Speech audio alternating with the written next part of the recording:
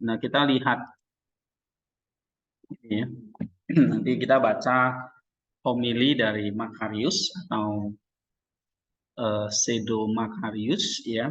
Ini mungkin orang yang bernama Simeon dari Mesopotamia. Nah, dia menulis sebuah homili tentang Yehezkiel ya. Pasal 1 ayat 4 sampai pasal 2 ayat 1. Coba satu orang bacakan. Yehezkiel 1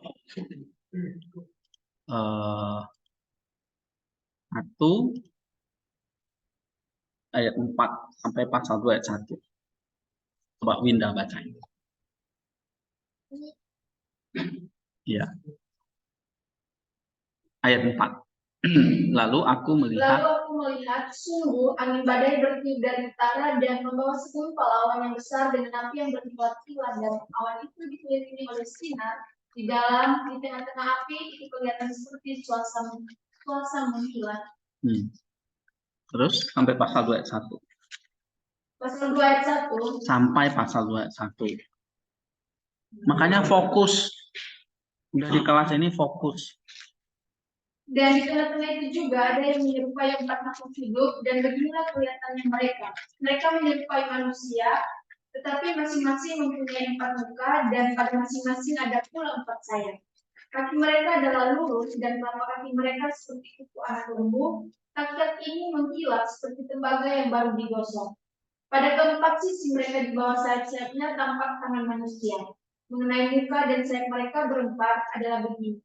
Mereka saling menyentuh dengan sayapnya. Mereka tidak berbalik kalau berjalan, masing-masing berjalan lurus ke depan. Muka mereka kelihatan begini. Keempatnya mempunyai muka manusia di depan, muka singa di sebelah kanan, muka lembu di sebelah kiri, dan muka raja wali di belakang. Nah, itu perhatikan ya, 4 makhluk itu. Ya, empat makhluk dengan 4 muka itu ya. Terus? Sayap mereka dikembangkan ke atas. Mereka saling menyentuh dengan sepasang sayapnya, dan sepasang sayap yang lain menutupi badan mereka. Masing-masing berjalan lurus ke depan, ke arah mana roh itu hendak pergi. Kesanalah mereka pergi, mereka tidak berbalik kalau berjalan. Di tengah-tengah makhluk-makhluk hidup itu kelihatan seperti bara api yang menyala, seperti sumur yang bergerak kian kemari di antara makhluk-makhluk hidup itu, dan api itu bersinar sedang dari api itu kilat sambung menyambung. Makhluk-makhluk hidup itu terbang ke sana kemari seperti kilat. Aku melihat sungguh di atas tanah di samping masing-masing dari keempat makhluk hidup itu ada sebuah roda. Rupa roda-roda itu seperti kilauan permata virus, dan keempatnya adalah serupa. Buatannya seolah-olah roda yang satu di tengah-tengah yang lain. Kalau mereka berjalan, mereka dapat menuju ke 4 jurusan. Mereka tidak berbalik kalau berjalan. Mereka mempunyai lingkar, dan aku melihat bahwa sekeliling lingkar yang 4 itu penuh dengan mata. Kalau makhluk-makhluk itu berjalan, roda-roda itu juga berjalan di samping mereka. Dan kalau makhluk-makhluk hidup itu terangkat dari atas tanah, roda-roda itu terangkat. Ke arah mana roh itu hendak pergi, ke sanalah mereka pergi. Dan roda-rodanya sama-sama terangkat dengan mereka. Sebab roh makhluk-makhluk hidup itu berada di dalam roda-rodanya. Kalau makhluk-makhluk hidup itu berjalan, roda-roda itu berjalan. Kalau mereka berhenti, roda-roda itu berhenti. Dan kalau mereka terangkat dari tanah, roda-roda itu sama-sama terangkat dengan mereka. Sebab roh makhluk-makhluk hidup itu berada di dalam roda-rodanya. Di atas kepala makhluk hidup itu ada yang menyerupai cakrawala yang kelihatan seperti hablur es yang mendahsyatkan terbentang di atas kepala mereka. Dan di bawah cakrawala itu sayap mereka dikembangkan lurus, yang satu menyinggung yang lain, dan masing-masing mempunyai sepasang sayap yang menutupi badan mereka. Kalau mereka berjalan, aku mendengar suara sayapnya seperti suara air terjun yang menderu, seperti suara yang maha kuasa, seperti keributan laskar yang besar. Lalu mereka berhenti, sayapnya dibiarkan terkulai. Maka kedengarlah suara dari atas cakrawala yang ada di atas kepala mereka. Kalau mereka berhenti, sayapnya dibiarkan terkulai.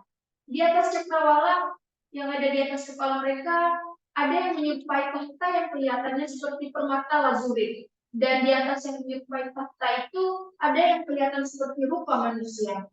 Dari yang menyerupai pinggangnya sampai ke atas, aku lihat seperti cuaca pengkilat dan seperti api yang dikelilingi sekelilingnya. Dan dari yang menyerupai pinggangnya sampai ke bawah, aku lihat seperti api yang dikelilingi sinar. Seperti busur pelangi yang terlihat pada musim hujan di awan-awan, demikianlah kelihatan sinar yang mengelilinginya. Begitulah kelihatan gambar kemuliaan Tuhan. Tak kalah aku melihatnya, aku sembah sujud, lalu kudengar suara Dia yang berfirman. Pasal 2 ayat 1, firman-Nya kepadaku, hai anak manusia, bangunlah dan berdiri, karena aku hendak berbicara dengan engkau. Oke. Nah, ini gambarannya kalau kita cek misalnya di Google ya, itu ada 4 makhluk ya. Kemudian ada fitur apa lagi? Ada roda ya. Ada 4, ada sayap gitu. Nah, mungkin gambarannya seperti ini ya. Nah, ini berwajah apa aja? 4 makhluk itu manusia, lembu, singa, raja wali. Terus ada roda-roda ya, mereka berdiri di atas 4 roda itu. Ya. Nah, kemudian ada sayap-sayap yang menutupi. Oke. Nah, kira-kira ini gambarannya itu seperti ini ya.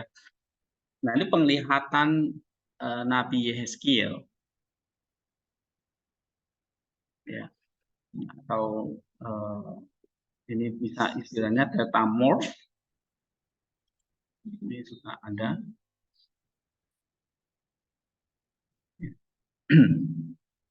Umumnya nanti memang refer ke, ada yang mengatakan nanti 4 makhluk itu ya nanti merefer pada keempat Injil.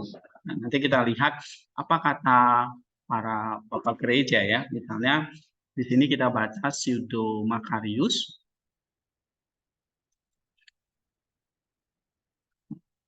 Tentu makhluk yang diceritakan atau dilihat oleh Yeskiel ini, 4 makhluk ini sebuah visi, sebuah penglihatan. Ya. Dan tentu kalau kita uraikan ya, misalnya kalau kalian uraikan sintaksisnya di situ kan ya ada 4 makhluk yang ada di mana itu? Di tengah-tengah api, baik. Maka gambarnya itu seperti ini ya. Ada api. Ini. Oke, ini terang. Kemudian 4 makhluk itu masing-masing memiliki wajah, ya kan?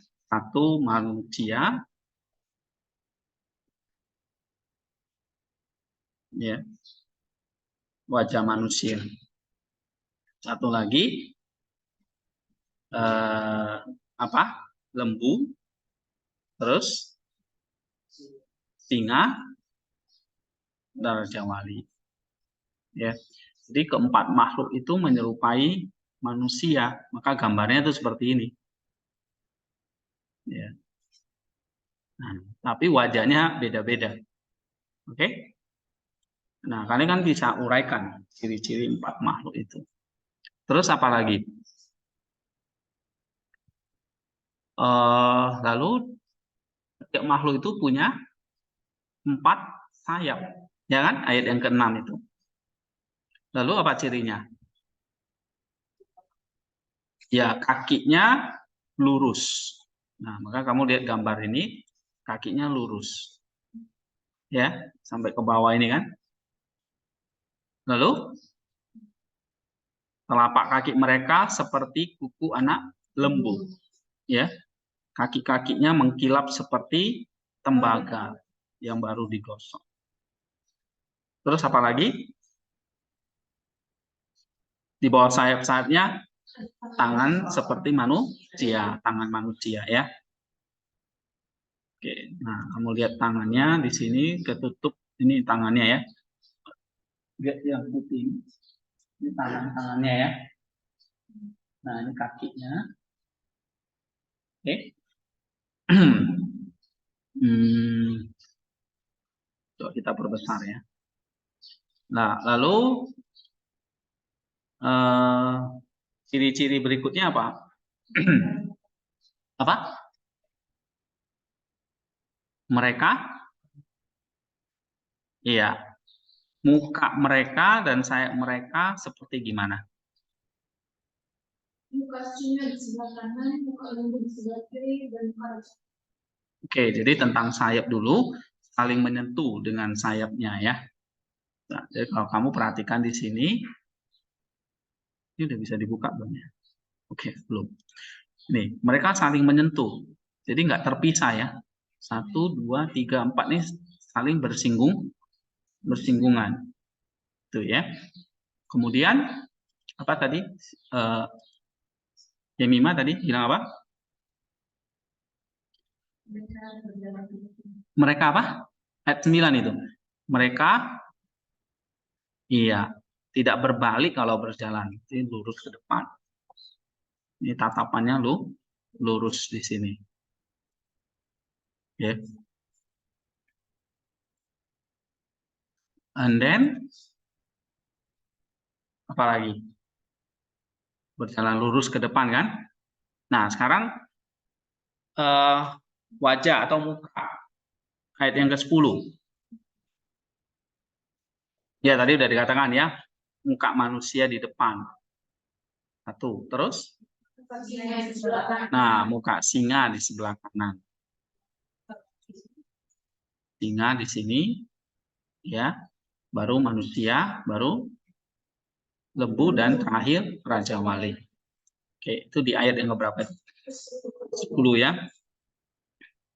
Nah, kondisi sayap mereka dikepak ke atas ya. Oke, lalu saling menyentuh dengan sepasang sayapnya dan sepasang sayap lain menutup badan mereka. Jadi yang satu saling menyentuh, yang satu lagi menutup. Jadi ini ada 4 sayap ya, 2 di belakang, 2 di depan ini ya. Di depan menutupi tubuhnya, sayap yang di belakang ini saling menyentuh. Oke, and then ayat 12. Ya, mereka berjalan lurus ke depan, kemana roh itu hendak pergi, ke sanalah mereka pergi. Mereka tidak berbalik kalau berjalan. Ya, nah itu tentang 4 makhluk itu. Lalu ayat 13. Ya, nah kamu lihat di sini ada bara api nih tengah-tengahnya. Ya, digambarkan seperti ini, ada bara api. And then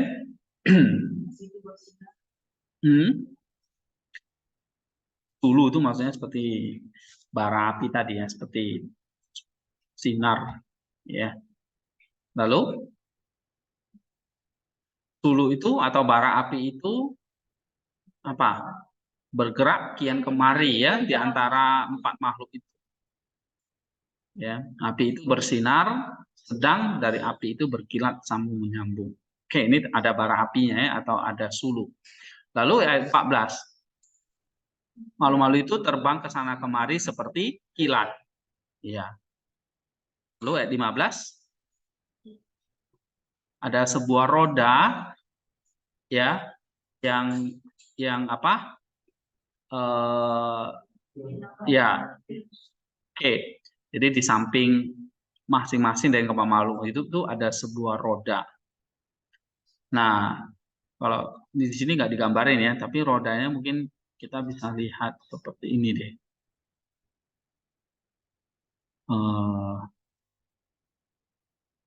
Ini jelas kayak gini ya gambarannya. Nah, ini ada roda-roda ya.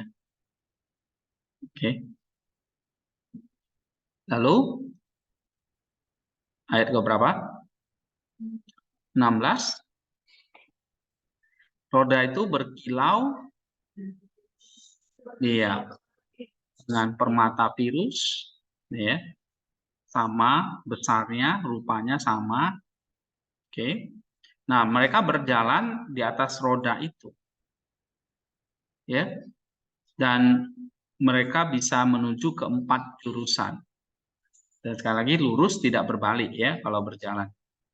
Nah, kemudian mereka mempunyai lingkar, dan aku melihat bahwa sekeliling lingkar yang 4 itu penuh dengan mata. Jadi dalam roda itu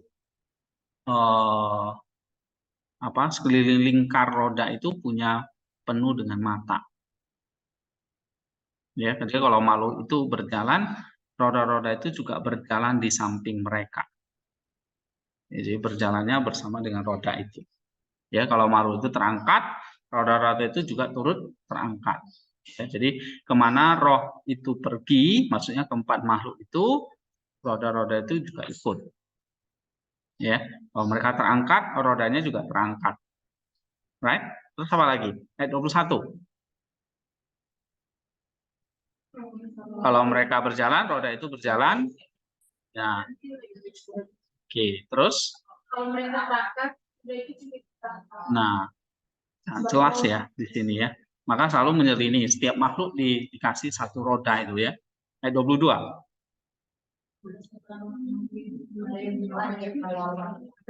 Ya. Nah, ada cakrawala. Mungkin gambarannya seperti ini ya, permanen ini. Ya. Ini cakrawalanya. Right. Kemudian cakrawalanya seperti apa? Iya. Seperti kumpulan air gitu ya, es ya. Terus apa yang terjadi lagi? Di atas kepala mereka. Terus? Terus? Oke. Sayap itu dikepakkan gitu ya. Nah, masing-masing punya sepasang sayap menutupi badan mereka. Oke, tadi sudah. Terus ayat 24.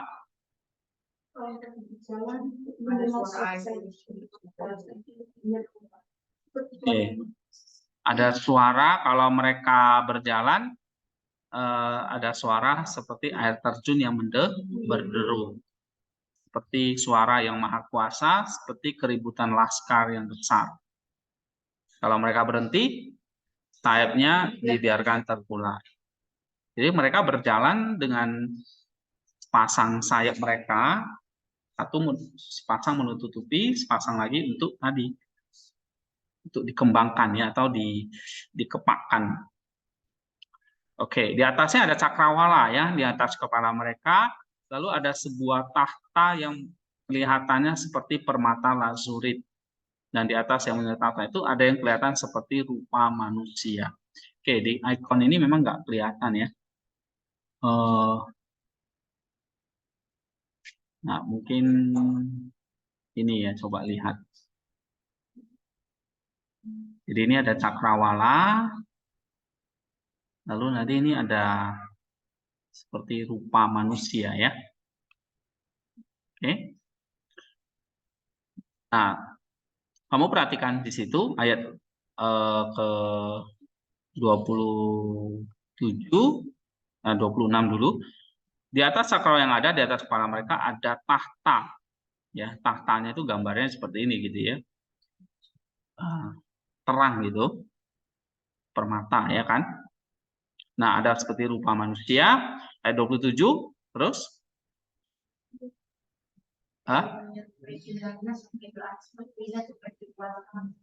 Iya, jadi ada kuasa yang mengkilat.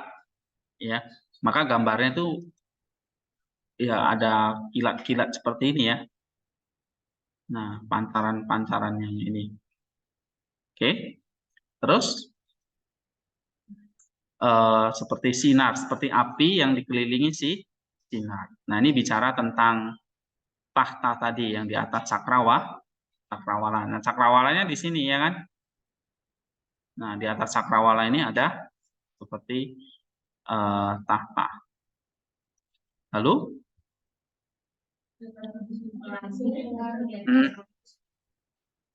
demikianlah ada sinar yang mengelilingi, jadi kayak memancarkan kayak ada pelangi di sini, ya. Nah, nanti kita lihat pelangi itu apa maksudnya, cakrawala itu apa maksudnya, tahta itu rupa manusia itu apa, ya.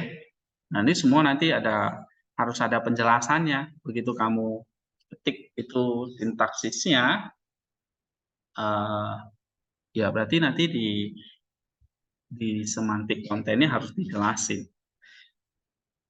Ya, jadi ini menarik ya, kalian bisa kalau mau bisa kembangkan ini jadi sebuah paper nanti.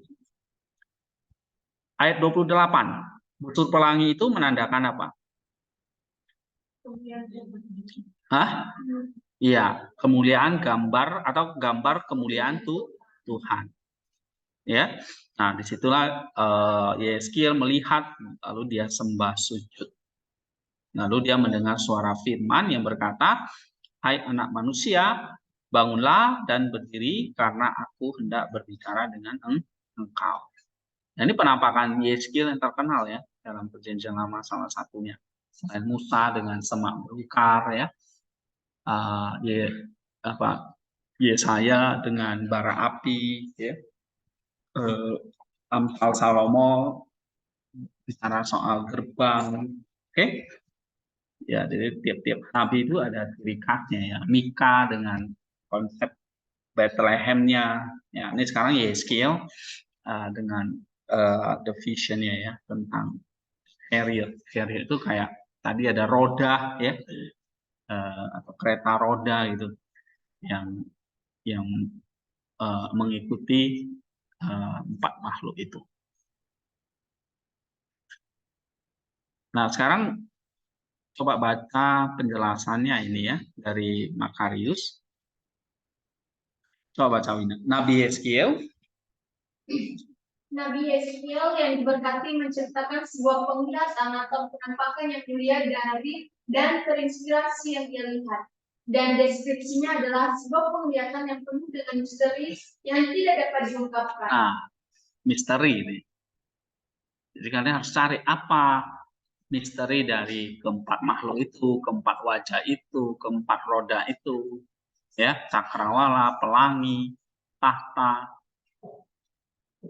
Oke, terus? Dia melihat di dalam sebuah kereta keruk. Kereta keruk maksudnya tadi roda-roda tadi, chariot tadi, ya. 4 makhluk hidup rohani. Setiap makhluk hidup memiliki 4 wajah. Yang satu berwajah singa, yang lain berwajah kecuali, yang lain berwajah anak lembu, dan yang keempat berwajah manusia. Pada setiap wajah ada sayap, sehingga tidak ada bagian yang menghalangi mereka. Punggung mereka penuh dengan mata, perut mereka juga penuh dengan mata. Tidak ada bagian dari mereka yang tidak penuh dengan mata. Iya, jadi banyak mata di punggung mereka. Kemudian ada juga roda-roda pada setiap wajah, roda di dalam roda. Di dalam roda-roda itu ada roh. Dan Yeskiel melihat seperti rupa seorang manusia, dan di bawah kakinya seperti permata safir. Iya, tadi yang gambaran tahta tadi ya, yang memancar seperti kilat tadi. Terus? Kemudian kereta keruk dan makhluk-makhluk itu membawa tuan yang menungganginya. Nah, ada sebuah tuan tadi ya, di ayat yang keberapa itu ya. Jadi kita sempat miss itu. Di tuan-tuan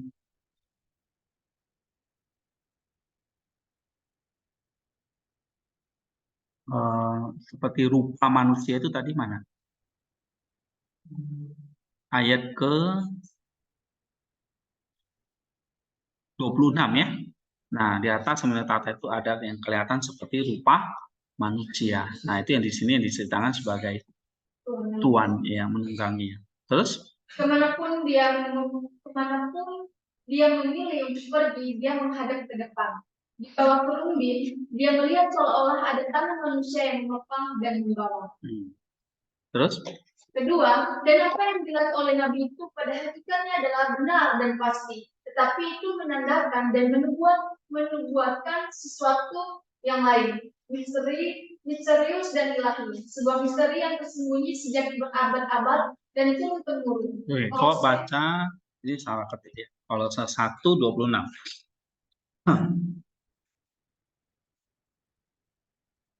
Ada yang dapat baca? Ya.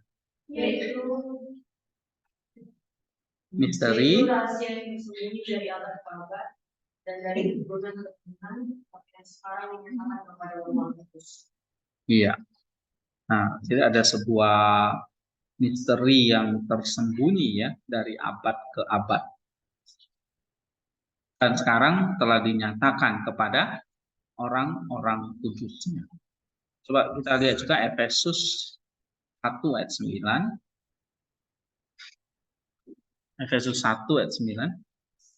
Seperti ia telah menyatakan rahasia kehendaknya kepada kita sesuai dengan rencananya, kerelaannya, yaitu rencana kerelaan yang dari semula telah ditetapkannya di dalam Kristus. Nah, ternyata segala rahasia dari abad ke abad itu puncaknya nanti di dalam Kristus. Jadi segala misteri ya, misalnya yang dilihat oleh Yeskiel itu tersembunyi di dalam Kristus semua. Sehingga nggak bisa lepas dengan Kristus. Ya, misalnya kita masih baca Perjanjian Lama walaupun Kristus belum datang, tetapi ya segala rahasia itu tersembunyi di dalam Dia. Ibaratnya Dia kayak kotak Pandoranya gitu, atau apa ya, harta yang tersembunyi itu. Jadi apapun misterinya, semuanya di dalam Kristus. Nah ini kata Efesus 1:9 ya. Dan satu persatu kan Tuhan singkapkan. Misalnya ini kepada Yeskiel dulu. Ya, dia kasih penglihatan ada 4 makhluk, 4 roda atau kereta tadi, dan ada sebuah tahta cakrawala ya. Nah itu berarti ada hubungannya nih nanti dengan misteri Kristus. Ya. Nah, kemudian itu nanti akan dinyatakan, coba kita baca 1 Petrus 1:20.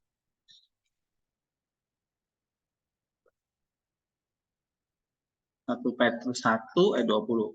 Ia telah dipilih sebelum dunia dijadikan, tapi karena kamu baru menyatakan dirinya pada zaman akhir.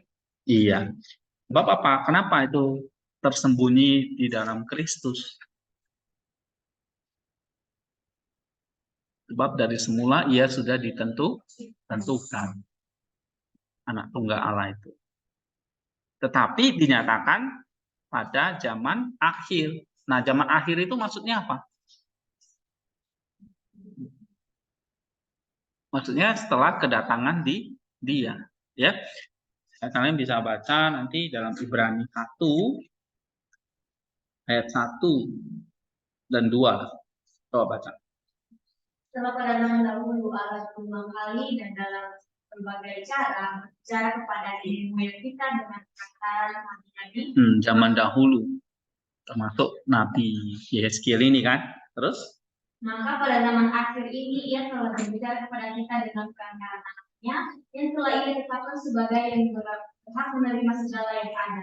Nah, pada zaman akhir itu dinyatakan berarti itulah pada saat Kristus datang, atau pada saat Kristus menyatakan dirinya. Jadi zaman akhir itu dimulai ketika Kristus menyatakan diri. Tapi dia menyatakan dirinya itu maksudnya ya dia membawa semua apa yang sudah misteri itu dia bawa. Sekarang dia nyatakan.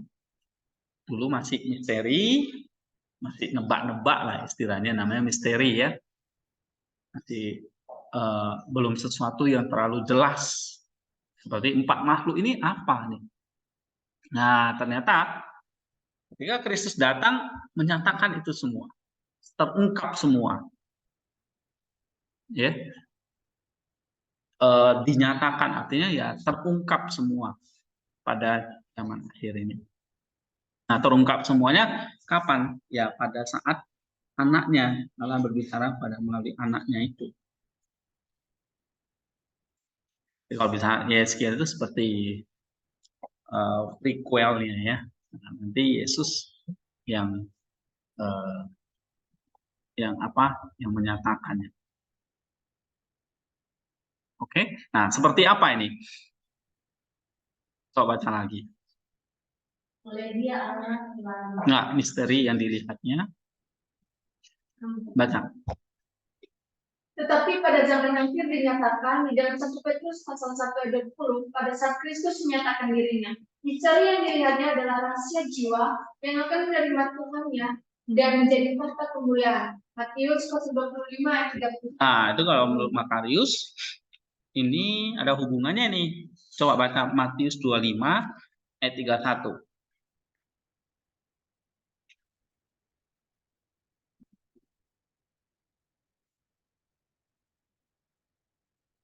Therefore, you are witnesses against yourself that you are the sons of those who murder the prophet.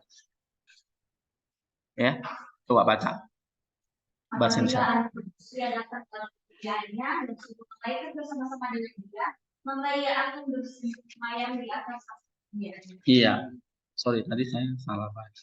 Ayat 31 ya. Coba saya lagi. Apabila ada manusia datang dalam kemuliaannya dan semua malaikat bersama-sama dengan dia, maka ia akan bersemayam di atas dunia. Nah, gitu. Maka puncaknya itu adalah apa? The Son of Man comes, ya kan? Kedatangan anak manusia. Oke. Jadi ada misteri-misteri pendahuluan gitu ya. Nah, puncaknya Kristus itu. Jadi Alkitab itu ya dibaca dengan misteri itu jadi menarik gitu ya. Oh, ada misteri puncaknya ini dia Kristusnya. Gitu. Ya. Jadi kan the whole complete story gitu ya, satu cerita lengkap yang utuh. Cerita apa namanya? Cerita misteri dan ilahi. Jadi genre Alkitab itu sebetulnya thriller, misteri, horor dan sebagainya ya. Jadi nggak ada romansa, nggak ada romantiknya, ada nggak ya? Mungkin ada Daud dan Bathsheba gitu ya. Biasanya kalian sukanya film-film romantis ya, film-film horor tuh kurang ya. Oke. Atau thriller gitu ya. So the Bible like banyak genre di dalamnya. Nah, misalnya salah satunya kalau kita lihat misteri atau thriller itu, ya nanti puncaknya Kristus. Kalau kita bikin episodenya jadi banyak banget ya. Gitu. Oke, coba baca sekali lagi. Matius 25 ayat 31 ini penting banget. Apabila anak manusia datang dalam kemuliaannya dan semua malaikat bersama-sama dengan dia, maka ia akan bersemayam di atas tahta kemuliaan. Dia akan bersemayam di atas tahta kemuliaannya. Nah, ini tahta kemuliaan ini bicara soal apa? Bersemayam di atas tahta kemuliaannya. Nah, Makarius mengatakan itulah tahta kemuliaan, itulah rahasia jiwa. Nah, jadi kalau dilihat YSG itu kayak tahta beneran yang berkilau, berkilat, dan nanti ada pelangi seperti itu. Oke, nah nanti kalau kita lihat ketika Kristus datang, dia duduk di atas tahta kemuliaan itu maksudnya dia duduk di atas jiwa kita. So this is a spirit, ya. Yeah? This is a mystery. Maka itu disebut misteri. Jadi bukan bicara soal ada harta karun nih, tentang harta atau tentang tahta yang bisa kita cari di dunia mana gitu terus bisa kita jual gitu. Jadi bukan seperti itu namanya misteri ya. Ya itu bukan misteri lagi, itu nanti jadi arkeologi atau apa. Jadi tahta kemuliaan ini bicara soal rahasia jiwa. Kenapa? Coba baca. Karena jiwa, kenapa jiwa ini? Karena jiwa yang memiliki hak istimewa untuk bersekutu dengan roh cahaya. Nah, itu. Jadi kalau pancaran kilat-kilat itu hanya jiwa manusia yang bisa bersekutu dengan roh cahayanya. Lalu? Dan disinari oleh keindahan kemuliaan yang tak terkatakan dari Dia yang telah mempersiapkannya untuk menjadi tempat duduk dan kediaman bagi dirinya sendiri, menjadi semua cahaya, semua wajah, semua mata, dan tidak ada bagian dari dirinya yang tidak penuh dengan mata rohani saya. Nah, ngerti gak kalimat ini?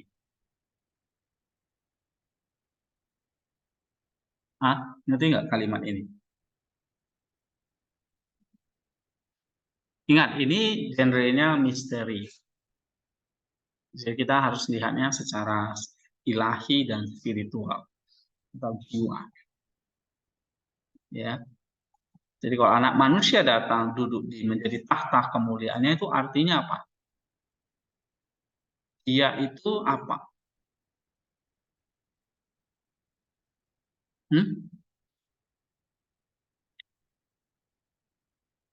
Dia ada tahta, berarti kan dia ada duduk di tahta itu, kan? Dan menjadi kediaman dirinya. Lalu disitulah dia memancarkan semua cahaya,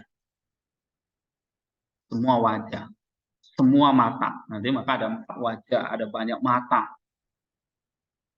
Ya, dirinya tidak ada yang tidak punya mata.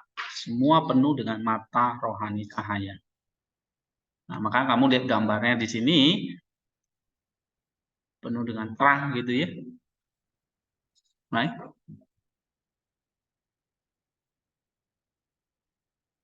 Nah, ini gambaran misteri Kristus ini. Oke. Jadi kalau kita lihat Matius 25 ayat 31, nah kita bisa melihat, oh ini kayak apa yang dilihat oleh Yehezkiel ini. Ditulis oleh Matius 25 ayat 31. Ya. Nah kalau kamu nggak baca Church Fathers, kamu nggak akan connect ke Matius 25 ayat 31. Ya kan?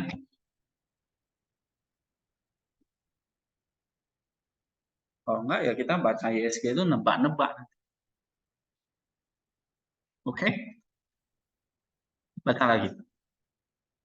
Artinya tidak ada bagian yang gelap, tetapi seluruh tubuhnya di tempat menjadi terang dan terang, dan penuh dengan mata di seluruh tubuhnya, dan tidak ada yang namanya bagian belakang, tetapi di setiap arah menghadap ke depan dengan keindahan yang tak terkatakan dari kemuliaan Cahaya Kristus yang menaungi dan menungganginya.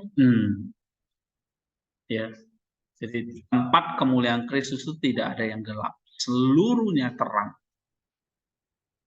Nah, dan ini diekspresikan dalam 4 makhluk itu. Makhluk itu semua penuh dengan mata. Nah, penuh dengan terang. Ya. Terus,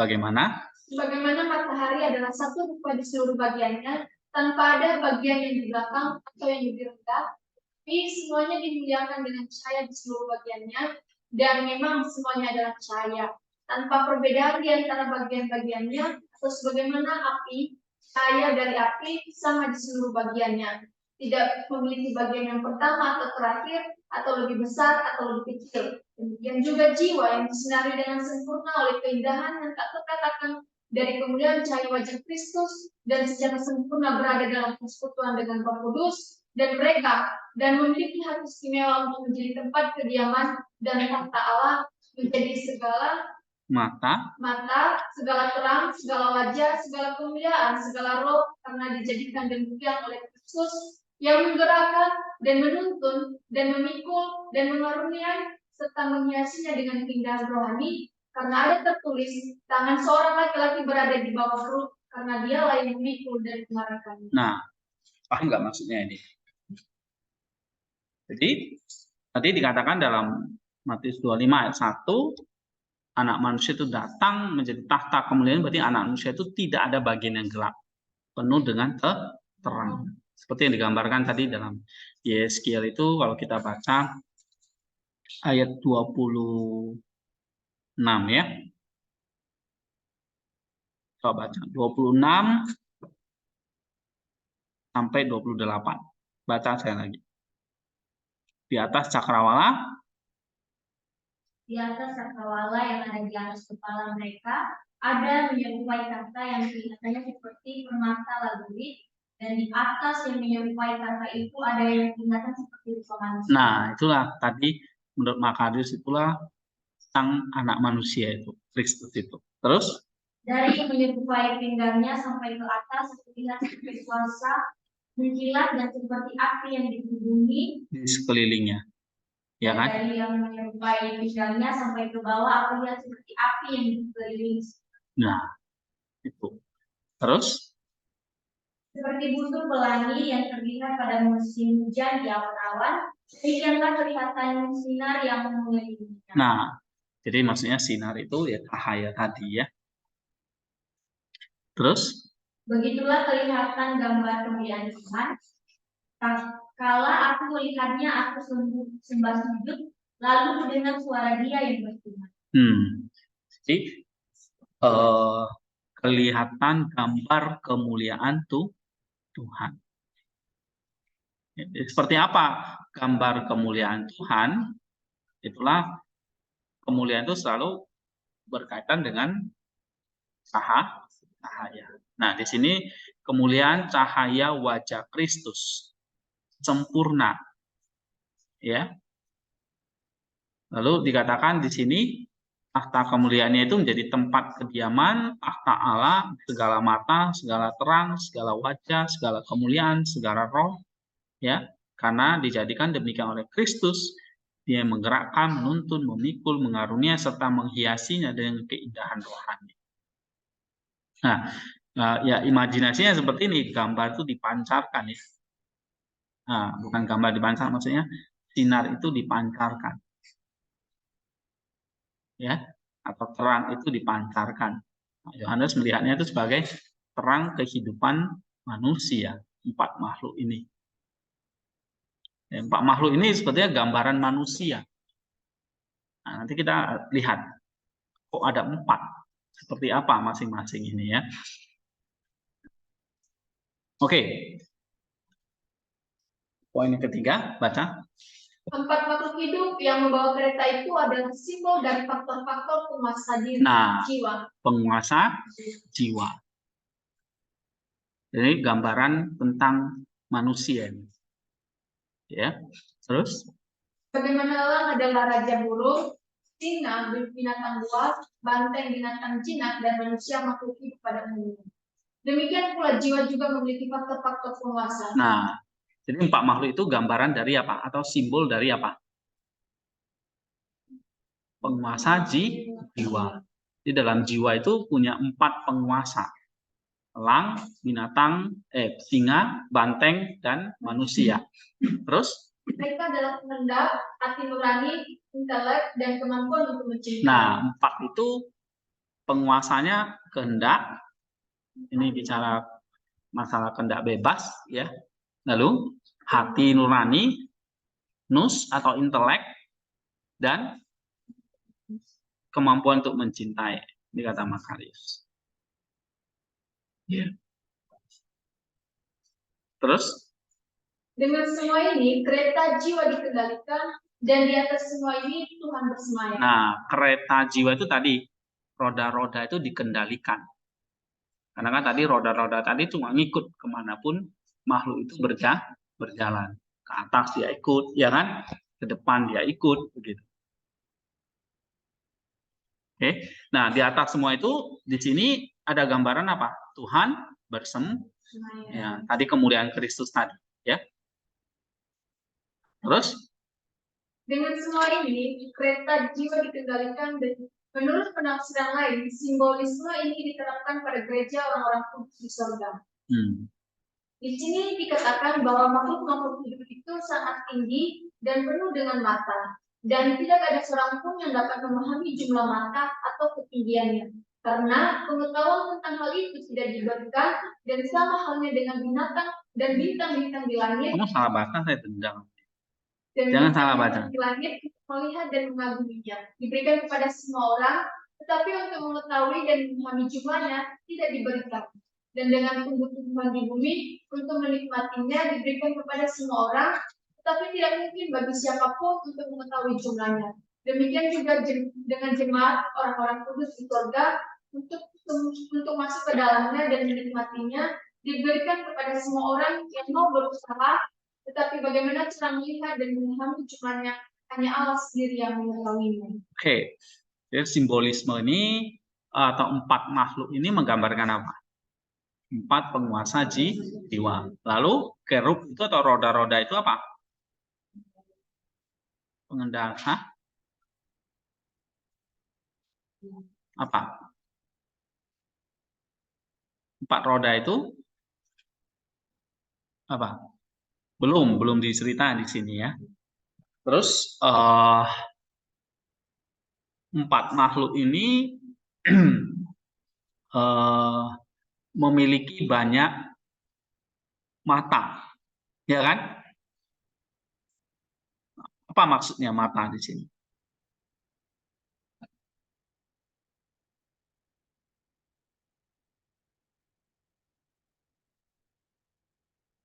Hmm?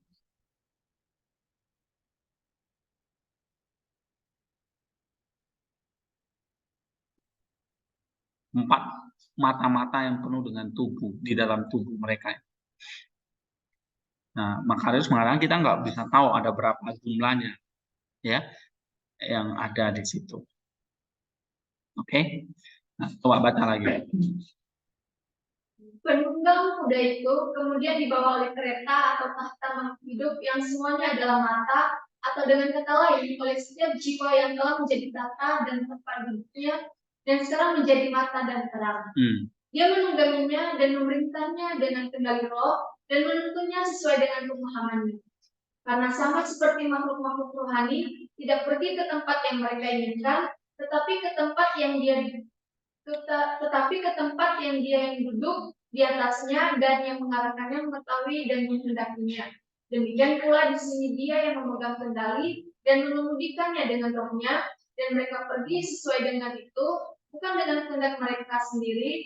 Mereka ingin pergi ke surga. Kadang-kadang dengan mengabaikan tubuh, dia mendorong dan membawa jiwa dalam pikiran melalui surga. Kadang-kadang jika dia berkenan, dia masuk ke dalam tubuh dan segala urusannya. Kadang-kadang jika dia berkenan sampai ke ujung bumi dan menyingkapnya rahasia-rahasia yang tersingkap kepada jiwa. Oh, sang kusir yang mulia dan baik dan satu-satunya yang sejati. Dengan cara yang sama, tubuh kita juga akan mendapat hak istimewa pada saat kebangkitan. Jiwa kita telah dimuliakan bahkan sejak sekarang dan bercampur dengan roh. Poin 3 ini maksudnya apa? Yang ini, yang paragraf ini.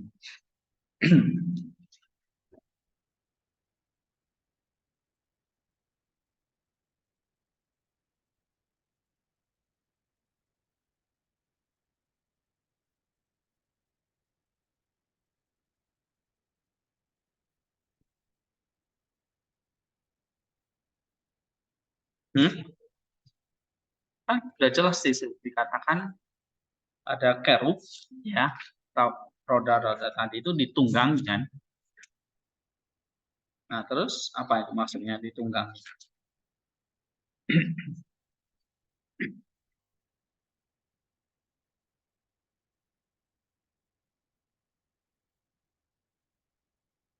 Coba kita lihat ayat yang ke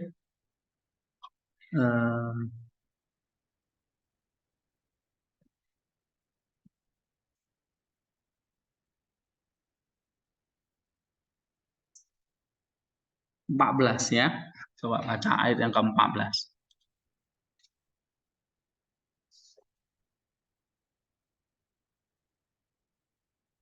14, 15, coba. Makhluk-makhluk hidup itu terbang ke sana kemari seperti kilat. Aku melihat tumbuh di atas tanah di samping masing-masing dari keempat makhluk-makhluk hidup itu ada sebuah roda. Rupa roda-roda itu seperti kilauan permata virus dan keempatnya adalah serupa. Buatannya seolah-olah roda yang satu di tengah-tengah yang lain. Terus? Kalau mereka berjalan, mereka dapat menuju ke tempat jurusan. Mereka tidak berbalik kalau berjalan. Mereka mempunyai lingkar dan aku melihat bahwa sekeliling lingkar yang keempat itu penuh dengan mata.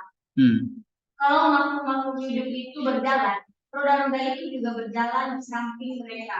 Dan kalau makhluk-makhluk hidup itu terangkat dari atas tanah, roda-roda itu turun ke keterangan. Oke, jadi di sini tadi ada miss ya. Ayat 14,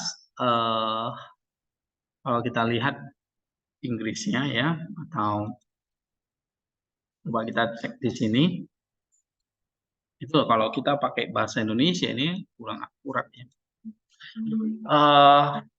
Nah, ayat 15 deh.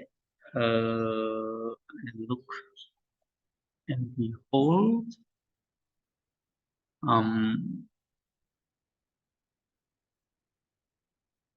15 kayaknya.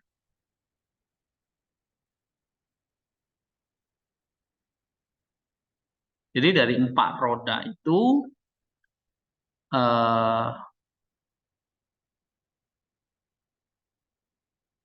ada 1 roda ya. Kalau RSC dikatakan I saw a wheel upon the earth beside the living creature. Jadi kan masing-masing makhluk itu punya roda, sebuah roda kan. Tapi ada sebuah roda yang di atas tanah atau di atas bumi gitu. Di samping there was I saw a wheel upon the earth beside the living creature. Dia ada sebuah roda lagi gitu, ya. Nah, roda ini seperti kayak kereta atau chariot gitu ya.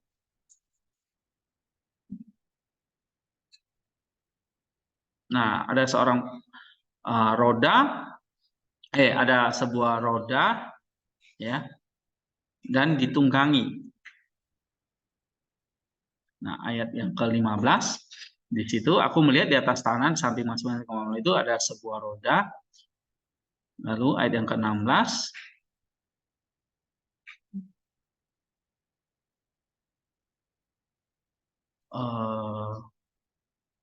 oke.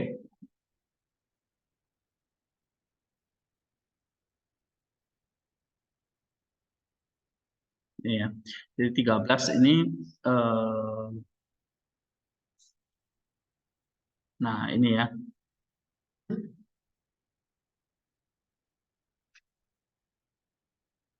Nah, oleh Makarius ini misalnya 13 ya. Coba baca ayat 13. Di tengah-tengah makhluk-makhluk hidup itu kelihatan seperti bara api yang menyala, seperti sulur yang berbara kian kemari di antara makhluk-makhluk hidup itu. Dan api itu bersinar, sedang dari api itu kilat sabar menyala. Iya. Itu ada, kalau gambarannya kan tadi ini ya.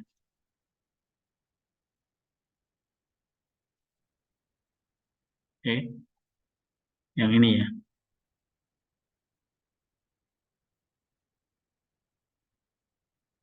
Nah, ini ayat 13 ya kan. Nah, kemudian ayat 14 coba baca lagi.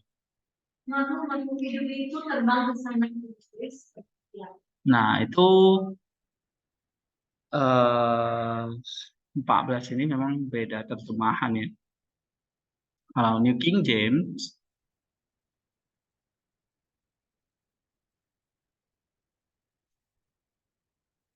ayat 14 itu dikatakan I look and behold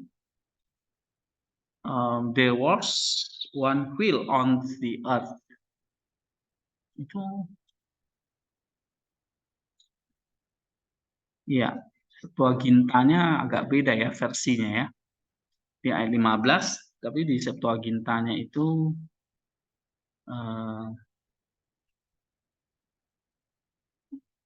trokos ya. Jadi trokos itu seperti kereta gitu ya. Tunggal ini. Jadi berbeda dengan 4 roda itu ya. Nah, makanya di sini dikatakan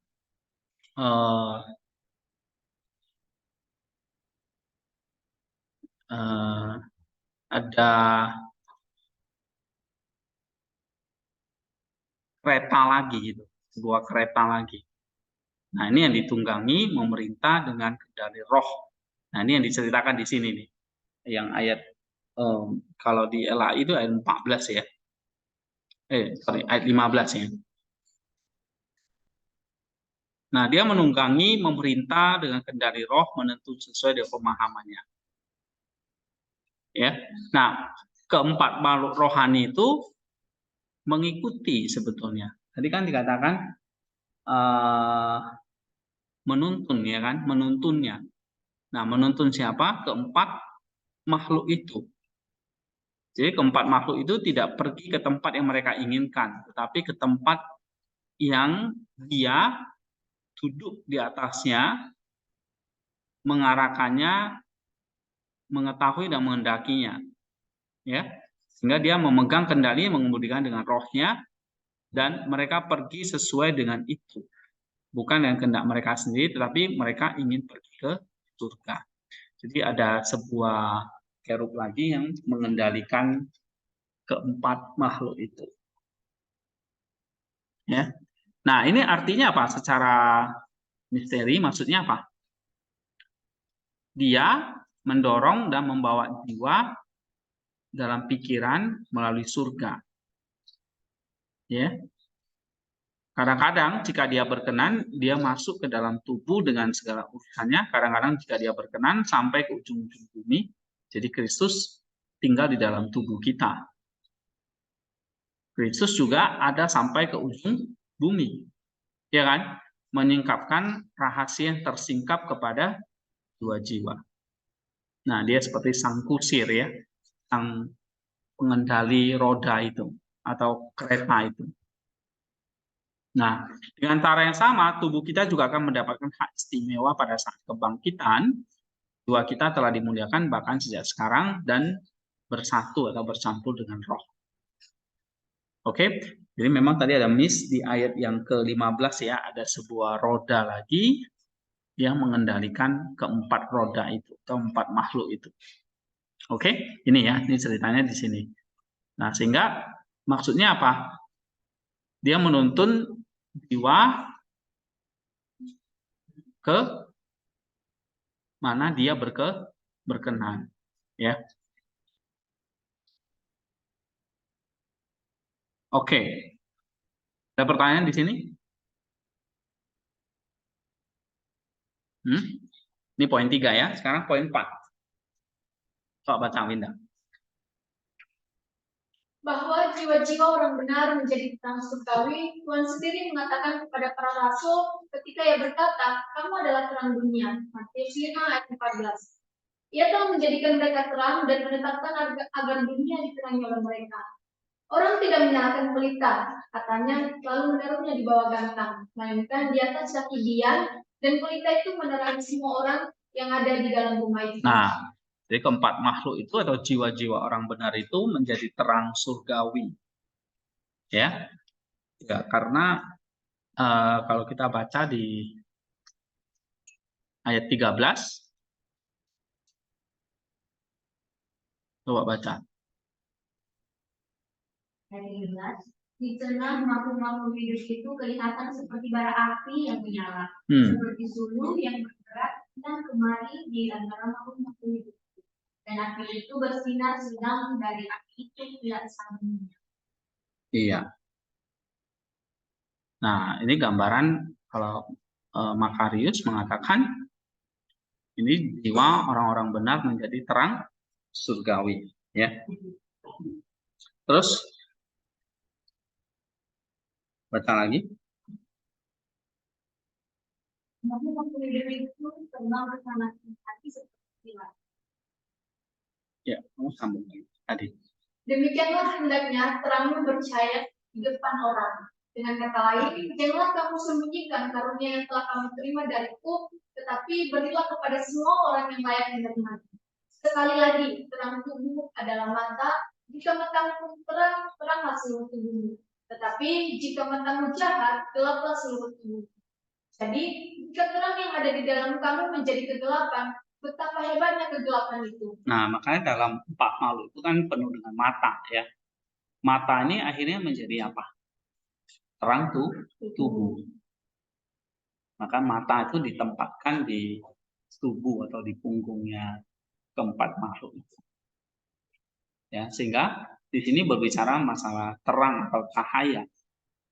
Nah, kalau kita adalah terang surgawi, maka atau terang dunia, maka kita tidak menyalakan terang itu atau menaruh terang itu di bawah gantang, kan? Tapi di atas kaki dia. Supaya apa? Supaya dunia atau orang-orang di sekitar diterangi. Ya, sehingga terang kita bercahaya di depan orang. Ya, artinya di sini janganlah kamu menyembunyikan karunia yang telah kamu terima. Tetapi berilah kepada semua orang yang layak menerimanya. Ya.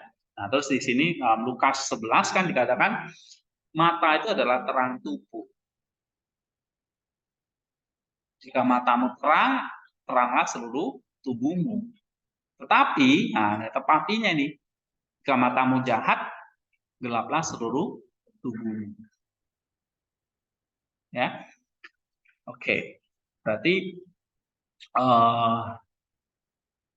kalau mata itu menjadi terang bagi tubuh, tapi mata itu bukan sumber terang. Yang menjadi sumber terang itu tadi di mana itu?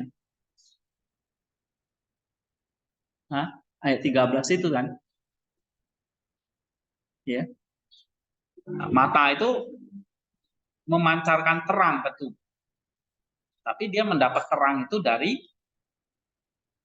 bara api. Ya. Atau dari roda yang satu tadi yang dikendalikan oleh sang kusir itu. Oke? Oh, baca lagi. Sebagaimana mata adalah terang tubuhmu, dan selama mata itu baik, maka seluruh tubuh akan diterangi. Tetapi jika ada kecelakaan yang menimpanya dan mata itu menjadi gelap, maka seluruh tubuh akan menjadi gelap. Demikianlah para rasul ditetapkan untuk menjadi mata dan terang bagi seluruh dunia. Terus? Karena itu Tuhan menugaskan mereka dengan perkataan ini. Jikalau kamu yang adalah terang dunia tetap berdiri teguh dan tidak berpaling, maka sesungguhnya seluruh dunia akan mendapat terang.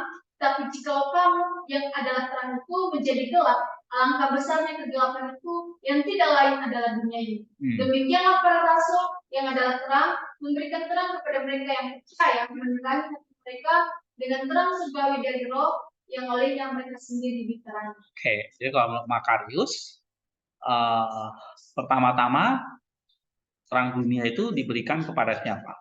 Atau Tuhan menugaskan siapa? Para rasul. Lalu para rasul kepada siapa? Pada dunia. Maka disitulah nanti berdiri gereja melalui para rasul. Ya, jadi demikianlah para rasul yang adalah terang, memberikan terang kepada mereka yang percaya, menerangi hati mereka, ya, dan terang surgawi dari Roh yang olehnya mereka sendiri. Oke. Nah, baca lagi. Poin 5. Poin 5, dan sebagai garam mereka mengasingkan dan menggarami setiap jiwa yang percaya dengan garam Roh Kudus, karena Tuhan telah berfirman kepada mereka, kamu adalah garam dunia. Matius 5 ayat 13. Yang dimaksud dengan dunia adalah hati manusia. Mereka memberikan garam surgawi yaitu garam Roh Kudus yang mengasinkan jiwa-jiwa manusia, membumbui jiwa-jiwa itu dan membuatnya bebas dari kerusakan dan kerusakan dan bukannya dari keadaan yang tidak enak seperti sebelumnya. Daging jika tidak diasinkan akan menjadi busuk dan dipenuhi dengan bau busuk, sehingga setiap orang berbalik dari bau busuk itu dan cacing-cacing melayang masuk ke dalam daging yang itu, dan di sanalah mereka tinggal dan mencari makan dan menggali lubang. Demikian juga setiap jiwa yang tidak diasinkan dengan Roh Kudus dan tidak mengambil bagian dalam garam surgawi yang adalah Roh Allah akan menjadi cemar dan dipenuhi dengan bau busuk dari pikiran-pikiran yang jahat, sehingga wajah Allah berpaling dari bau busuk, dari pikiran-pikiran yang sia-sia dan kegelapan, dan dari hawa nafsu yang tinggal di dalam jiwa yang demikian. Iya. Oke. Artinya apa ini? Kalau tadi jiwa-jiwa itu adalah terang dunia, Terang itu bisa menerangi yang lain. Ya kan? Nah, sekarang sebagai garam juga, apa artinya garam ini? Katakan kamu adalah garam dunia. Garam itu fungsinya mengasinkan atau menggarami. Ya kan? Menggarami jiwa orang yang percaya dengan garam Roh Kudus. Nah, sehingga kalau kita digarami, kita jadi garam dunia. Kan gitu. Nah, yang digarami itu adalah jiwa kita. Kan gitu. Ya. Nah, kalau dikatakan kamu adalah garam dunia, tadi kamu adalah terang dunia, berarti menerangi dunia. Nah, kalau kamu garam dunia berarti apa? Hah? Berarti kamu mengasingkan jiwa-jiwa manusia, karena dunia ini gambaran dari manusia kan, hati manusia atau jiwa-jiwa manusia. Kalau kita menggarami berarti mengasinkan ya, atau menggarami jiwa-jiwa manusia. Artinya apa di sini dikatakan? Membubui jiwa-jiwa itu. Ya. Nah, kalau menggarami kan tujuannya untuk mengasinkan, berarti untuk membuat jiwa-jiwa itu bebas dari dari busuk, dari rusak. Sama seperti kalau daging ya tidak digarami dia akan rusak atau busuk. Nah, kalau tidak diasinkan atau tidak digarami maka akan menjadi busuk dan bau busuk, sehingga di situ dikatakan apa? Cacing-cacing akan masuk, ya kan, ke dalam daging yang busuk itu, sehingga cacing-cacing itu akan makan daging itu. Nah, maka kalau jiwa manusia yang tidak diasinkan oleh Roh Kudus, tidak mengambil garam surgawi, akan jadi bau busuk, cemar. Ya, akibatnya apa? Wajah Allah berpaling dari jiwa yang demikian. Nah, terus dikasih gambaran lagi. Cacing-cacing yang jahat, baca lagi. Cacing-cacing yang jahat dan mengerikan, yaitu roh kejahatan dan kuasa-kuasa kegelapan, berjalan-jalan di dalamnya dan tinggal di dalamnya, menggali dan merayap, melahap dan menyusahkan. Iya. Terus? Luka-lukaku berbau busuk dan rusak, demikianlah kata Mazmur. Tapi ketika jiwa terbang kepada Allah untuk meminta pertolongan dan kepercayaan dan meminta garam kehidupan, yaitu roh yang baik dan yang mengasihi umat manusia, maka garam surgawi datang dan membunuh cacing-cacing yang mengerikan itu, dan mengusir rasa tidak enak itu, dan membersihkan jiwa melalui kerja kuasanya, dan dengan demikian jiwa menjadi sehat dan terbebas dari kebusukan oleh garam yang sejati itu, dan dipulihkan untuk menjadi berguna dan dapat digunakan bagi Tuhan surgawi. Iya. Itulah sebabnya. Jadi pertama kamu jadi garam dulu kan, diasinkan dulu, baru bisa jadi garam dunia. Jadi punya double function ya, membersihkan jiwa, mengasihi oleh garam, kemudian menggarami dunia. Nah, digarami oleh tadi roh yang baik ya, Roh Kudus itu.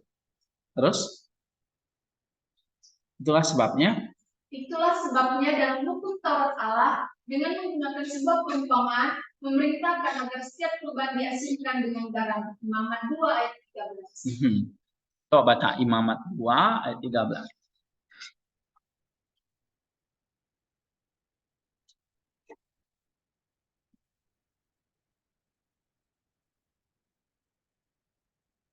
Ada? Ya, baca.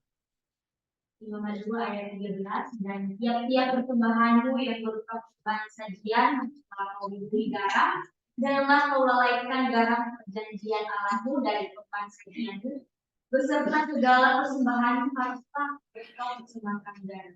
Iya. Apa artinya di sini? Setiap kurban diasinkan dengan garam, itu gambaran dari jiwa kita harus diasinkan dengan Roh Kudus. Ya. Nah, di sini dikatakan garam surgawi, yaitu apa? Garam Roh Kudus. Ya kan?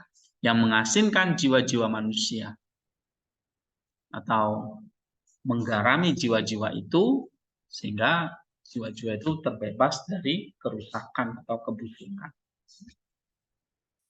Nah, setelah itu kita punya tugas lagi adalah menjadi garam dunia.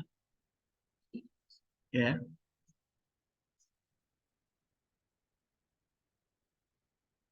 Nah, maka menjadi garam dunia ya orang-orang yang harus kenal ajaran seperti ini.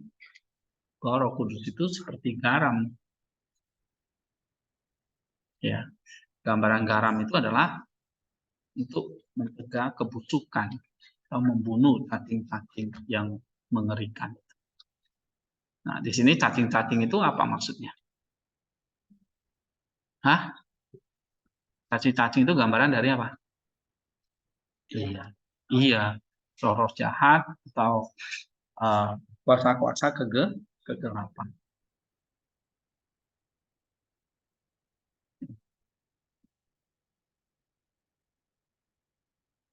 Coba baca, tuliskan nomor 6. Pertama-tama kurban itu harus disembelih oleh imam dan mati lalu diadukkan dan diletakkan di atas api. Oke, kurban itu diasinkan dengan garam kan, baru diletakkan di atas api. Lalu Kecuali jika imam menyembelih hingga mati, maka anak domba itu tidak akan diasinkan dan tidak akan dibawa kepada Tuhan sebagai korban bakaran. Demikian juga jiwa kita harus datang kepada Kristus, imam besar yang sejati, dan disembelih olehnya, dan mati terhadap cara berpikirnya sendiri, dan terhadap kehidupan dosa yang jahat yang telah dijalaninya sebelumnya. nah, sama. Jadi kalau mempersembahkan korban itu disembelih, mati, dipotong, baru diasinkan. Nah, itu gambaran apa sih? Gambaran jiwa kita ya, yang datang kepada Kristus sebagai imam besar. Ya, harus mati, disembelih. Mati itu maksudnya apa di sini? Mati terhadap kehidupan dosa. Ya. Lalu supaya nggak bawa busuk, kan korban itu udah dimatiin kan, disembelih kan, supaya nggak bawa busuk, diasinkan. Nah, ini gambaran kehidupan kita diasinkan itu adalah tadi yang digarami oleh Roh Kudus tadi. Ya, baca lagi. Kehidupan itu harus pergi daripadanya, yaitu kehidupan hawa nafsu yang jahat. Sama seperti tubuh ketika jiwa keluar daripadanya menjadi mati dan tidak hidup lagi dengan kehidupan yang sebelumnya. Dan tidak mendengar atau berjalan, demikian pula ketika Kristus, imam besar surgawi kita dengan kasih karunia kuasanya membunuh hidup kita bagi dunia dan mematikannya. Maka hidup kita mati bagi kehidupan jahat yang sebelumnya.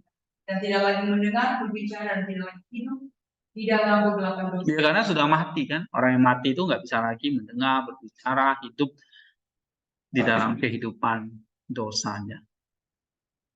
Ya, terus karena hawa nafsu jahat yang merupakan jiwanya oleh kasih karunia telah keluar daripadanya. Sang Rasul berseru, dunia telah disalibkan bagiku dan aku bagi dunia. Dalam Al-Qur'an ayat 14. Semua yang masih hidup di dalam dunia dan di dalam kegelapan dosa dibunuh dimatikan olehnya, tetapi masih memiliki jiwa kejahatan di dalamnya, yaitu aktivitas kegelapan nafsu kejahatan dan diperintah olehnya. Tidak termasuk dalam tubuh Kristus, tidak termasuk dalam tubuh terang, tapi memang tubuh kegelapan dan masih menjadi bagian yang terpisahkan dari kegelapan. Sementara mereka yang memiliki jiwa terang, yaitu kuasa Roh Kudus adalah bagian yang tak terpisahkan dari terang. Oke. Jadi poin yang ke-6 ini bicara tentang ini ya, korban yang disembelih ya, kemudian diasinkan. Lalu dikatakan di sini diletakkan di atas api. Maksudnya apa itu? Ya di sini nggak dijelasin. Tapi maksudnya diletakkan di atas api itu apa? Di korban itu kan dibakar ya kan? Jadi nggak cukup hanya dimatiin. Daging itu nggak hanya cukup dimatiin. Tapi daging itu juga harus dipotong, diasinkan. Nggak cuma itu, tapi dibakar. Nah, memang jadi orang Kristen itu nggak enak gitu ya, kalau udah dimatiin sulit, apalagi diasinkan, dibakar lagi gitu ya.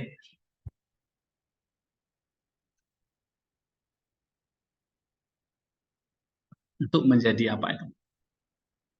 Akhirnya korban itu atau daging itu baru bisa berkenan atau naik kepada Allah, ya kan? Dipersembahkan kepada Allah. Jadi Allah nuntutnya itu nggak cuma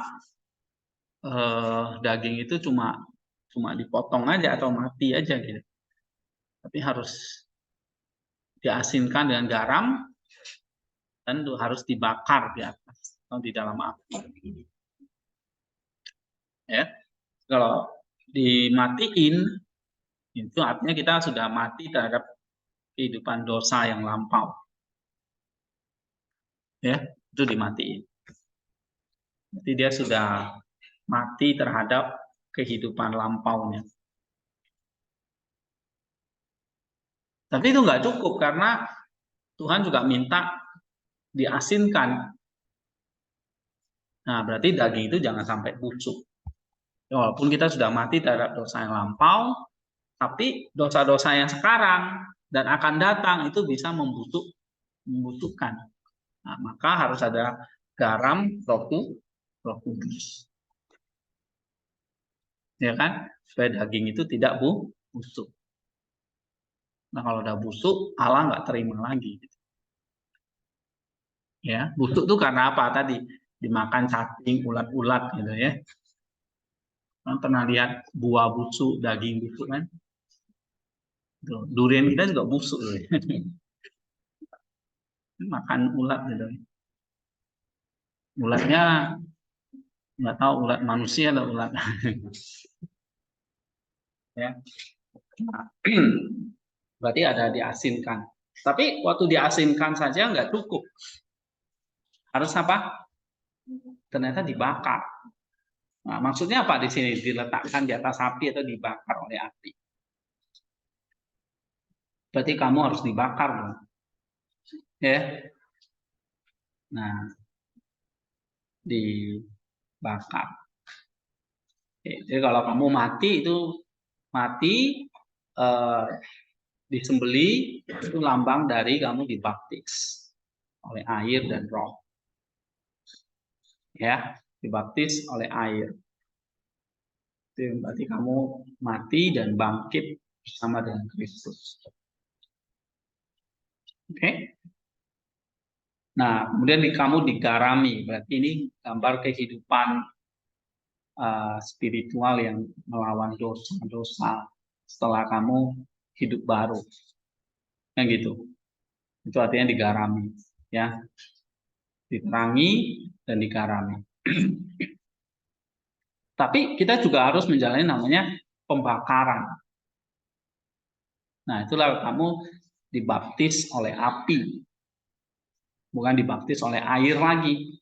Dibaptis oleh air itu udah sekali selamanya, kamu mati sekali gitu terhadap dosa lampau gitu. Tapi dibaptis oleh api itu bicara tentang tadi kamu kayak dibakar, ya, disucikan, dimurnikan oleh api seperti logam atau emas mulia, logam mulia yang dibakar makin makin suci, makin murni. Nah, dibakar di atas api itulah gambaran asketisme di dalam spiritualitas kita, ya. Jadi memang dibakar itu rasanya panas, ya, nggak enak.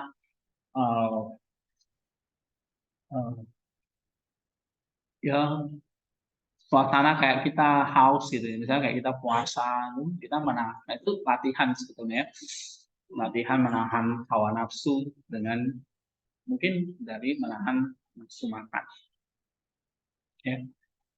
Kemarin kita jalan-jalan kemana itu, Prambanan misalnya ya, panas saja gitu udah nggak tahan ya kan. Nah,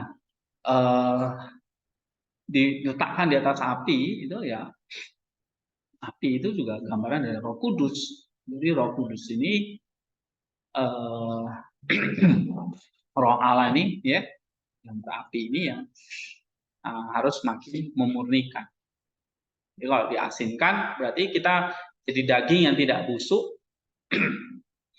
Tapi bukan hanya jadi daging yang tidak busuk, tapi ini daging yang punya kualitas. artinya daging yang suci, yang murni. Kalau nggak busuk aja kan ya daging aja gitu. Tapi belum tentu dagingnya apa ya, enak gitu kan, atau dagingnya berkualitas gitu. Nah, di sini dikatakan kita harus jadi daging yang berkualitas. Oke, ini tambahan ya tentang dibakar oleh api. Nah, ini bicara tentang baptisan Roh Kudus ya, baptisan api. Artinya bukan kamu dicemplungi ke dalam api ya, tapi gambaran kita punya asketisme. Asketisme itu ya, seperti kalian sudah pelajari ya, itu latihan-latihan yang melawan hawa nafsu. Oke, satu lagi, nomor 7. Coba baca. Tetapi seorang mungkin berkata bahwa bagaimana mungkin kamu menyebut jiwa sebagai tubuh kegelapan, padahal ia bukanlah ciptaan kegelapan. Perhatikanlah dan pahamilah dengan baik, sama seperti jubah atau pakaian yang kamu kenakan dibuat oleh orang lain dan kamu memakainya, dan rumahmu dibuat atau dibangun oleh orang lain dan kamu tinggal di dalamnya.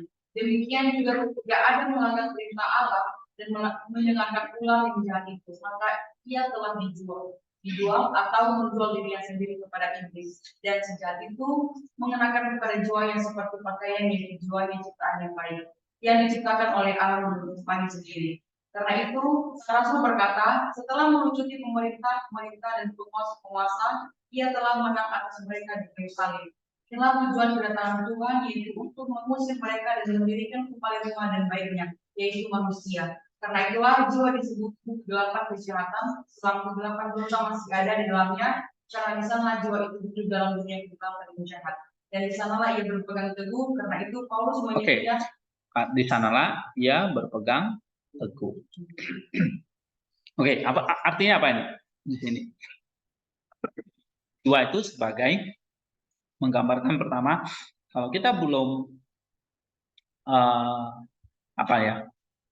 belum dimatiin dosa-dosanya, dosa-dosa masa lampaunya belum diampuni atau belum dilahirkan baru tadi ya, atau tadi korban itu belum disembeli, ya belum bisa dipersembahkan kan. Nah, artinya kita perlu mematikan atau diampuni dosa-dosa yang lama. Tapi kalau belum itu, ya jiwa itu sebagai tubuh kegelapan. Karena masih ada dosa-dosa yang lama. Ya, maka di sini dikatakan jiwa disebut tubuh kegelapan kejahatan. Sebab apa? Kegelapan dosa masih ada di dalamnya. Oleh sebab itu setiap orang perlu dilahirkan secara baru. Artinya korban itu perlu disembeli. Belum diasinkan ya, belum dibakar, harus disembeli dulu. Artinya ya orang itu harus dilahirkan baru. Ya, karena kalau tidak, ya masih jiwa dalam tubuh kegelapan. Oke, terus baca lagi, Paulus menyebutnya sebagai tubuh dosa. Gitu. Karena tubuh itu tubuh kegelapan, tubuh kejahatan. Jadi kalau tubuh dosa, ya jiwanya disebut sebagai tubuh dosa. Oke, coba baca lagi. Karena itu Paulus menyebutnya tubuh dosa, tubuh maut, dengan mengatakan supaya tubuh dosa dimusnahkan. Roma 6. Dan siapakah yang akan melepaskan aku dari tubuh maut ini? Sebaliknya jiwa yang telah percaya kepada Allah dan telah diselamatkan dari dosa dan telah dibebaskan dari kehidupan kegelapan dan telah menerima terang Roh Kudus sebagai kehidupannya. Dan dengan demikian telah hidup kembali, akan terus hidup untuk selama-lamanya. karena ia dipegang teguh oleh terang Allah. Karena jiwa itu sendiri bukanlah dari kodrat kealahan, bukan pula dari kodrat kegelapan kejahatan, tetapi merupakan makhluk yang berintelek, indah, agung, dan ajaib, yang merupakan rupa dan gambar Allah yang adil. Melalui pelanggaran itulah kegelapan kegelapan masuk ke dalamnya. Sama kabel juga enggak. Oke. Di sini gambarannya apa? Nah, jiwa itu kan kalau tadi sebelum dilahirkan baru itu adalah tubuh dosa. Nah, tubuh dosa ini harus gimana? Diselamatkan kan dari dosa. Ini bicara dosa masa lampau. Karena kita mewarisi dosa dari nenek moyang kita kan. Nah, itu harus percaya kepada Allah. Diselamatkan dari dosa, dibebaskan dari kehidupan kegelapan. Ya, menerima terang Roh Kudus. Ya, hidup kembali. Tadi lahir baru tadi. Oke. Jadi jiwa kita sendiri harus kita nggak punya kodrat kealahan ya, bisa bangkit sendiri kita perlu dibangkitkan oleh Roh Kudus. Oke, seperti Kristus yang dibangkitkan oleh Roh Kudus. Nah, sehingga di sini baru kita kembali menjadi jiwa yang berintelek, indah, agung, ajaib, oke, yang adalah rupa dan gambar Allah yang adil. Oke, ini kata Makarius ya. Jadi apa yang dijelaskan ya memang betul-betul ya